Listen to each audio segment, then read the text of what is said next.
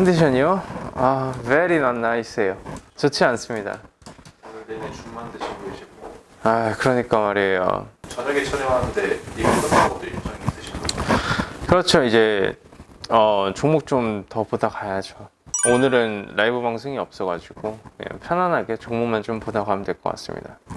아무리 컨디션이 좋지 않아도 종목 보는 시간을 빼지 않습니다. 지난번 영상 올렸는데 몇몇 분들이 네. 그럼에도 전업 투자에 도전하겠다라는 분들이 계셔서 네네. 시작하는 단계에서 우리가 어떤 것들을 이야기해 줄 수 있을까? 직장인에서 전업 투자를 전환하는 타이밍에 대해서 어떻게 생각하실지. 그거는 제가 상당히 정확하게 말씀드릴 수 있어요. 그 기준과 수치 자체도 정확해요. 내가 지금 일을 해요. 일을 해가지고 내 근로소득이 한 300 정도 들어온다고 해봅시다. 그렇게 되면 주식 소득이 300만 원 이상이어야 돼요. 최소 300에서 400만 원 이상이 최소한 6개월이에요. 반년. 내 주식 소득이 6개월 동안 꾸준하게 300에서 400 이상 수익 창출이 나와줄 때 전업을 고려해도 되는 첫 번째 전제 조건이 만들어져요. 두 번째, 일을 하면서 주식을 하는데 주식 수익이 이 근로소득이 마치 아무렇지도 않게끔 느껴질 때 자연스럽게 전업을 하면 됩니다. 무조건 주식으로 수입 수단이 근로소득보다 많이 들어와 주는 거를 내 눈으로 확인하고 넘어가야 돼요. 반년이면 어느 정도 올라가는 시장, 내려가는 시장 다 겪거든요. 그걸 다 겪어봐야 돼요. 네. 어떤 것부터 시작해야 될까? 그 부분에서 혹시 해주실 말씀 있으신지. 솔직하게 말씀드리자면 첫 번째 제가 드렸었던 답변 안에 두 번째 문제는 무조건 해결이 돼요. 그 정도의 꾸준함의 수익 창출이 나와주는 사람은요, 기본적으로 그런 부분이 다 준비가 될 수밖에 없어요. 그 구조가. 이 수익을 내는 구조를 만들기 위해 나의 노력이 정말 많이 들어가야 되기 때문에 기본적인 부분은 다 돼 있을 수밖에 없다. 그 다음에 모니터는 두세 개 정도면 충분합니다. HTS 세팅 구성을 좀 잘 해놔야 돼요. 관련된 편도 있으니까 한번 보시면 될 것 같고. 집에서 해야 되나 아니면 사무실을 얻어야 되나? 그것도 제가 또 명확하게 말씀드릴 수 있어요. 왜냐하면 저도 집에서도 해보고 사무실에서도 해봤는데요. 첫 번째, 집에서 하면 내가 진짜 웬만큼 집에서 하고 운동도 하고 주변에 친구도 많아서 친구도 만나고 그럴 거면 상관이 없는데 내가 그렇게 조금 외롭게 지낸 스타일이고 친구도 많이 없고 그래요. 그러면 이게 히키코모리 돼요. 그리고 내가 만약에 사무실을 얻어서 하고 싶다 그러면 좋거든요. 주식하는 사람들 주변에 있으니까 상당히 좋은데 거기에 단점이 뭐냐면 4명이 얻어서 했어요. 근데 3명은 수익이야. 나만 손절 쳤어. 그러면 그 답이 없어요. 나중에 뭐 이제 월세도 쉐어를 해야 되는데 이중으로 나가는 거예요. 단순히 월세만 또 나가는 게 아니잖아요. 관리비도 나가야 돼, 전기세, 수도세도 나가야 돼, 월세도 나가야 돼. 그렇게 되면 내가 집에 생활비도 내야 되고 손절도 쳤는데 이거 기타 부대 비용에다가 왔다 갔다 하면 무조건 돈이 깨지거든요. 집 밖으로 나가면 돈이 깨지잖아요. 처음에는 집에서 하는 걸 권장 한번 해드리고 싶고요. 내 매매틀이 너무나도 명확하고 이렇게 운영하는 자금도 천천히 부풀려지면 자리 잡혀지면 사무실을 잡아서 하는 것도 좋습니다. 같이 이렇게 내 매매틀이 비슷한 사람하고 같이 하는 게 좋아요. 그럼 본인만 손절이면 좀 어색해질 수도 있겠네요. 어색하는 것보다 전체적으로 세 사람이 수익 받는데 한 사람이 손절 크게 쳤어요. 그러면 세 사람이 조용히 있어요. 그 한 사람이 손실 본 그게 얼마만큼 힘들다라는 거를 아니까. 근데 그게 이제 손절도 치다 보면 무덤덤해져요. 또 수익 내면 되니까. 근데 그게 안 되시는 분들이 꽤 많거든요. 그래서 그것 때문에 전업투자 실패를 하는 거예요. 손절에 영향을 가가지고. 손절에 영향이 갈 정도면 비중 조절도 안 됐고 테크니컬하게 대응도 못했기 때문에 내동 매매거든요. 계획 없는 매매를 했기 때문에 무조건 그거는 타격이 커요. 잽 맞는 게 아니라 어퍼컷 제대로 한 방향이 맞는 거니까 기절할 정도로 맞는 건데, 그렇기 때문에 처음 시작하신 분들은 처음에 매매해서 수익이 나던 것도 전업 투자해서 하면 더 무리한 매매를 하게 되고 초반 스포트를 못 내는 순간 한 타임 말려요. 예, 내 페이스를 찾기 전까지 말려요. 그래서 그게 더 심해요. 전업 투자자 한다고 하면은 하루의 루틴을 어떻게 좀 하루의 루틴이요? 네. 일주일의 루틴을 말해주고 싶은데요. 기상 시간은 최소 6시에서 6시 반. 거기에 타협이 없어요. 최소 아무리 늦어도 6시에서 6시 반에 일어나야 돼요. 왜냐하면 밥을 안 먹더라도 장전에 뉴스 체크하고 종목 다시 간추려야 되고 예비 리스트 다 뽑아놓은 거 동시효과 시작하면 체결량 체크해야 되고 종목별 예상 체결 다 체크해야 돼가지고 시가 베팅 종목들 준비해놔야 되거든요. 그리고 나서 장을 시작해요. 9시부터 10시 반까지는요 집중적으로 내가 매매를 하는 시간이에요. 그리고 10시 반부터요 2시까지는 2시부터 3시 반을 위한 시간이에요. 10시 반부터 2시까지는 매매가 제대로 진행이 되면 안 돼요. 오후에 올라갈 걸 찾아야 돼요. 오후에 올라갈 걸 미리 준비를 해놔야 돼요. 아니면 종가 베팅을 준비한다든지. 그 종가 베팅 했어요. 3시 30분 딱 창 마감해. 그럼 3시 30분부터 4시까지는요.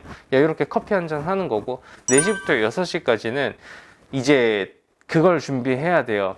당일 움직였었던 종목 정리해야 되고 이슈하고 테마 체크해두고 내가 보유하고 있는 종목들 시간에 호가창 체크하면서 흐름 어떤지 체크해야 되고 6시 땡 마감하면 저녁 먹고 7시부터는 내가 매매한 걸 복귀해야 돼요.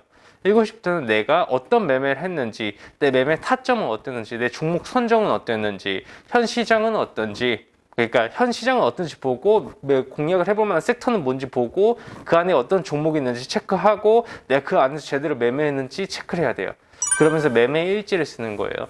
이렇게 7시부터 한 8시까지 매매 일지 상세하게 좀 쓰면서 내 매매의 장단점이 어떻게 되는지 체크를 해야 되고 8시부터 10시 그 정도까지는요. 내가 그 다음날 매매할 종목이나 추가적으로 내 매매에 더 가다듬어야 되는 테크니컬한 부분이나 훈련을 어떻게 해야 되는지. 주식은요 많은 분들이 오해하시는데 주식은 돈을 버는 기술이에요. 전업투자자는 투자가 아니에요. 예, 돈을 버는 기술을 익혀야 돼요. 돈을 버는 기술을 익혀야 되는데 결국 그것도 시장 섹터 종목이거든요. 돈을 버는 기술을 다듬는 시간이라고 해야 되나? 8시부터 한 10시? 그리고 10시부터 뭐 1시까지는 내 자율적으로 내가 하고 싶은 걸 하는 거죠. 내 취미 여가를 즐길 수 있고 내가 주식에 더 집중하고 싶으면 주식을 더 체크를 해서 보는 거고요. 그렇게 저는 평일 사이클은 그렇게 돌아가야 된다고 생각해요. 금요일 저녁부터 토요일까지는 묻지 말고 쉬어야 되고 일요일은 최소 오후 4시에서 5시부터 다음 주를 준비해야 돼요. 네, 최소. 말씀해주신 일정이 너무 타이트한 거 아닌가요? 그렇게 해도 전업 투자자는 실패한 경우가 많아요. 그렇게 해도 노력은 결과물을 가져온다라고 제가 계속 얘기를 하는데 최소한 그 정도 노력은 하고 노력은 할 각오로 전업 투자를 하는 게 맞아요. 내가 하고 싶다라는 의지가 명확하면 그 정도 노력은 해야 돼요. 내 시장이 좋아서 수익을 내는 것은 신기루예요. 신기루. 시장이 무너지는 순간 내가 여태까지 벌어왔었던 돈은 자연스럽게 이렇게 사라져요. 이렇게 슉 하고. 그렇기 때문에 더 노력을 해야 되는 거예요. 끊임없이. 그게 몸에 익숙하고 터득이 됐었을 때 어느 순간부터는 그 정도 노력 없이도 훈련이 되어 있기 때문에 기계처럼 할 수 있는 거예요. 기계적인 매매가. 근데 그 누구도요. 처음 시작해가지고 짧은 시간 안에 그런 걸 다 할 수가 없어요. 이 테마의 사이클을 다 겪어보지도 못했고 그 다음에 하락장 상승을 제대로 다 겪어봐야 되고 거기에 내가 진짜 전업투자하면서 생존도 해봐야 되고 그러려면 그 정도는 한 5, 6년은 투자해야죠. 네. 많은 분들이 그 전업이라는 단어 때문에 네. 개인만의 시간이 직장인보다 더 많을 것이다 라는 생각을 많이 할 것 같은데 네.